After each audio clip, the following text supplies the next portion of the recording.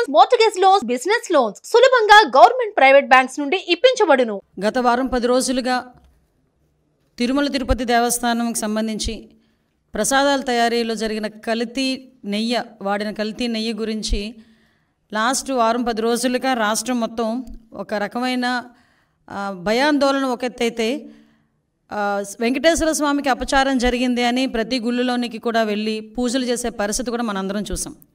ఇవన్నీ ఒక పరంగా వెంకటేశ్వర స్వామి భక్తులుగా జరుగుతూ ఉంటే, ఒకవైపు నుంచి రాజకీయ దుర్బుద్ధితో దీన్ని కూడా రాజకీయం చేయాలి అని చెప్పి అతని హయాంలో జరిగిన తప్పుల్ని కప్పిపుచ్చుకోవడానికి చంద్రబాబు నాయుడు గారు గౌరవ ముఖ్యమంత్రి గారి మీద ఎదురుదాడి చేయడానికి సిద్ధపడి గౌరవ పులివెందుల ఎమ్మెల్యే గారు తీసుకుంటున్న నిర్ణయాలు చూస్తూ ఉంటే నిజంగా ఎప్పుడో అతన్ని పులకేసి అనేవారు, కానీ ఇప్పుడు నిజంగా పులకేసి ఏదో 2 or 4 పెట్టాలి మనం కూడా.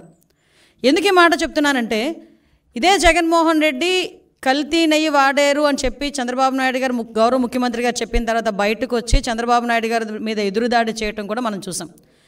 తర్వాత వీళ్ళ తాలూకా వెనకత బ్యాచ్ ఉంటుంది కదా, ఒక భజన బృందం ఉంటుంది కదా, భజన బృందం బయటకు వచ్చి లేదు జగన్మోహన్ రెడ్డి గారు మెట్లు ఎక్కి వస్తారు తిరుమల తిరుపతి దర్శనానికి అని మాట్లాడారు.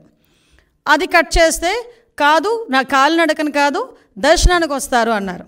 ఇదంతా జరుగుతుంది. ఓకే, దర్శనానికి వస్తే రప్పించుదాము, కూర్చోబెట్టి అన్ని గౌరవ మర్యాదలు ఇచ్చి డిక్లరేషన్ మీద సంతకం పెట్టించుకొని అతన్ని తీసుకెళ్ళి దర్శనానికి పంపిద్దామని చెప్పి ఆలయ అధికారుల దగ్గర నుంచి భద్రత దృష్ట్యా పోలీస్ డిపార్ట్మెంట్ వాళ్ళు అందరూ కూడా అతను రాటుకని ఆహ్వానించారు. ఆల్ ఆఫ్ సడన్ అతనికి ఇష్టం లేకనో లేకపోతే ఇంట్లోంచి బయటికి తల్లి చెల్లికి పట్టిన గతి పడతాదని భయం వేసో తెలియదు, కానీ ఆటోమేటిక్గా లాస్ట్ మినిట్లో అయితే నేను వెళ్ళట్లేదు అని చెప్తూ కుంటి సాకులు చెప్పే పరిస్థితి వచ్చింది. ఏంటా కుంటి సాకులు అంటే, డైరెక్ట్గా బయటకు వచ్చి మాకు నోటీసులు ఇచ్చారు అన్నారు. అరే, పోలీస్ యాక్ట్ సెక్షన్ 30 అన్నది ఈరోజు చంద్రబాబు నాయుడు గారు తీసుకొచ్చింది కాదు. నీకులాగా జీవో నెంబర్ 1 ఇచ్చి సభలు అది ఆపుదామని చెప్పి లోకేష్ గారు పాదయాత్ర చేసినప్పుడు వచ్చిన జీవోలు కాదు ఇవి.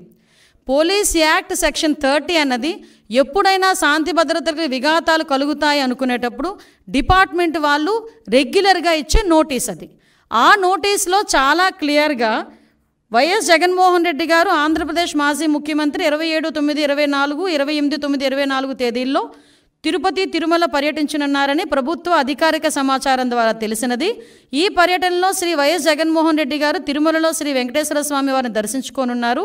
ఈ పర్యటనకు స్వాగతం పలికేందుకు తిరుపతి జిల్లా మరియు పరిసర జిల్లాల నుంచి సుమారు 10,000 మంది వైఎస్ఆర్సీపీ నాయకులు కార్యకర్తలు తిరుపతికి రావాలని సోషల్ మీడియా ద్వారా విస్తృత ప్రచారం జరుగుతున్నది. అదేవిధంగా ఈ పర్యటన అడ్డుకుంటామని వివిధ రాజకీయ పార్టీలు, హిందూ ధార్మిక సంఘాలు, ప్రజా సంఘాలు కూడా సోషల్ మీడియా ద్వారా విస్తృత ప్రచారం జరుగుతున్నది. ఈ సందర్భంలో తిరుపతి జిల్లాలో ఉద్రిక్త పరిస్థితులు, శాంతి భద్రతలకు విఘాతం కలిగే అవకాశం ఉన్నది. ఈ పరిస్థితుల వల్ల రాబోయే తిరుమల బ్రహ్మోత్సవాలు మరియు ప్రపంచవ్యాప్తంగా తిరుమలకు వచ్చే యాత్రికులపై ప్రభావం చూపే అవకాశం ఉన్నది. అదేవిధంగా గౌరవ తిరుపతి జిల్లా సూపరింటెండెంట్ ఆఫ్ పోలీస్ వారు తిరుపతి జిల్లాలో సెక్షన్ 30 పోలీస్ యాక్ట్ను అమలు చేసి ఉన్నారు. కావున తిరుపతి జిల్లాలో ఎటువంటి ర్యాలీలు, సభలు, సమావేశాలు, భారీ జనసమూహాలు ముందస్తు అనుమతి లేకుండా జరుపుటకు నిషేధించబడినది. ఇట్టి నిబంధనలు ఎవరైనా అతిక్రమించిన ఎడల వారిపై చట్టపరమైన చర్యలు తీసుకొనబడును. కావున అన్ని వర్గాల వారు తిరుపతి జిల్లాలో శాంతి భద్రత పరిరక్షణకై పోలీసు వారికి సహకరించాల్సిందిగా కోరడమైనది. ఇది నోటీస్.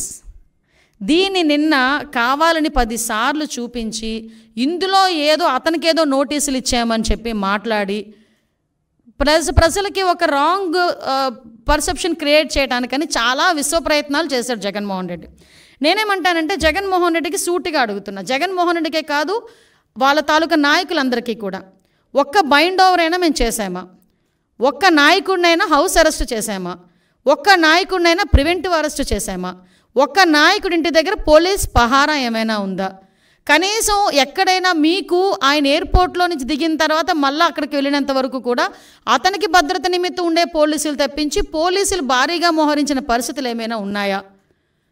అంటే చాలా క్లియర్గా ఎందుకు మేము ఆ నోటీసులు కూడా ఇవ్వాల్సి వచ్చింది అంటే, కేవలం అక్కడ బ్రహ్మోత్సవాలు జరుగుతున్నాయి. ఈ కల్తీ నెయ్యి మీద సిట్ కూడా ఏర్పాటు చేయడం అయింది. ఒక పక్క నుంచి జగన్మోహన్ రెడ్డి మీద ఉన్న కోపంతో కొన్ని మంది ధార్మిక సంఘాలు కూడా కొన్ని సోషల్ మీడియాలో మొత్తం కొంతమంది మెసేజ్లు ఫార్వర్డ్ చేసుకున్నారు. At the same time YSRCP నాయకులు కూడా భారీగా జన సమీకరణ చేయడానికి వాళ్ళు సోషల్ మీడియాలో మెసేజ్లు ఫార్వర్డ్ చేసుకున్నారు. ఈ నేపథ్యంలో ప్రజలకు ఇబ్బంది కలగకుండా, యాత్రికులకు ఇబ్బంది కలగకుండా, విఐపీఎస్కి ఇబ్బంది కలగకుండా ఉండటానికి రెగ్యులర్గా శాంతి భద్రతలు విఘాతం కలిగిస్తాయనుకునేటప్పుడు పోలీస్ డిపార్ట్మెంట్ వాళ్ళు ఇచ్చే నోటీస్ అది. ఆ నోటీస్ కూడా జగన్మోహన్ రెడ్డికి ఇవ్వలేదే. జగన్మోహన్ రెడ్డిని రావద్దు అని ఎవరు చెప్పలేదే. మీరు రాకండి అని మేము ఎవరూ చెప్పలేదే. వస్తే మిమ్మల్ని అరెస్ట్ చేస్తామని చెప్పలేదే. ఏ రోజు చంద్రబాబు నాయుడు గారిని ఎయిర్పోర్ట్లోనే ఆపేసినట్టుగా మేము ఎప్పుడు ఆపడానికి మేము ప్రయత్నం చేయలేదే. నిజంగా జగన్మోహన్ రెడ్డి గారిని ఆపాలనుకుంటే ఆయన ఇంత ధైర్యంగా ఈ సెంట్రల్ జైలు విజిట్లు చేసేవాడు ఆయన? ఎంతమంది సెంట్రల్ జైల్లో ఉంటే విజిట్లు చేశాడు ఆయన? మేము ఎప్పుడైనా ఆపామా? అంటే విషయం ఏంటంటే, మేము ప్రజాస్వామ్యబద్ధంగా ముందుకెళ్తున్నప్పుడు మా మీద బురద చల్లటానికి పోలీస్ నోటీసులు నాకు ఇచ్చారు అని చెప్పి నిన్న అతనికి వెళ్ళడానికి, ఫస్ట్ ఆఫ్ ఆల్ అతనికి వెళ్ళడానికి ఇష్టం లేదు తిరుమల తిరుపతి దేవస్థానానికి. దట్టు డిక్లరేషన్ ఇచ్చేయడానికి అసలు ఇష్టం లేదు.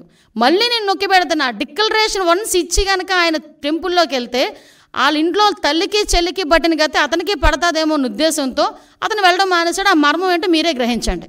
సుమన్ టీవీలో మీ పర్సనల్ అండ్ బిజినెస్ ప్రమోషన్స్ కోసం కింది నెంబర్కి కాంటాక్ట్ చేయండి.